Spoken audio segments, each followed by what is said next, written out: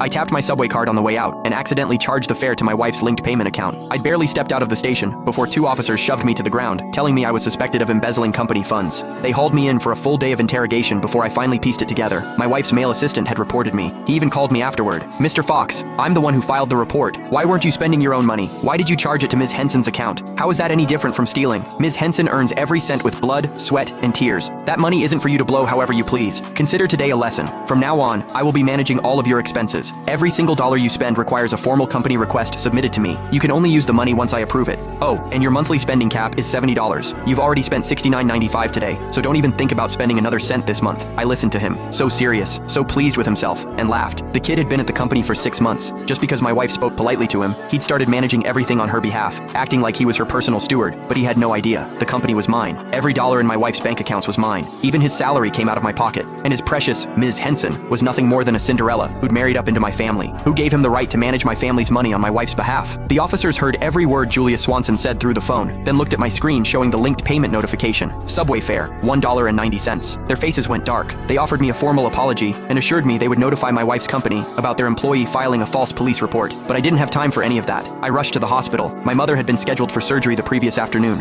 She needed my signature. I never expected to get dragged away the second I stepped off the subway. A full day and night lost. I didn't dare imagine how much her condition might have deteriorated. I burst through the hospital doors and nearly collided with the doctors, who grabbed me by the arms. "Hurry, Mr. Fox, sign now so we can prep for surgery." I signed as fast as my hand could move, then ran to the billing counter. I handed over every bank card in my wallet. The nurse slid them all back across the counter. "Mr. Fox, there's nothing in any of these accounts." My blood went cold. "That's impossible. These cards have tens of millions between them at the very least. How can there be nothing left?" Julia Swanson's words from earlier flashed through my mind, and it hit me. He must have transferred every last cent out of my accounts. I pulled out my phone and called my wife. A few rings, then the line connected. "Honey, But instead of her voice, Julia Swanson's impatient tone cut through the speaker. "Mr. Fox, are you serious right now? Give it a rest. So your spending got restricted. Is that really worth running to tattle about? Let me save you the trouble. Complaining won't change anything. Ms. Henson personally told me to rein you in." I swallowed the anger clawing up my throat. There was no time to argue with him. I got straight to the point. "I'm at the hospital. I need money. Transfer my funds back. Now. Or put my wife on the phone. I need to speak with her." His voice came back through the line, dripping with self-importance. "Ms. Henson is busy. She doesn't have time for your little problems. She's given me full authority to handle this. You need money? Sure. Do what I told you. Submit a formal company request.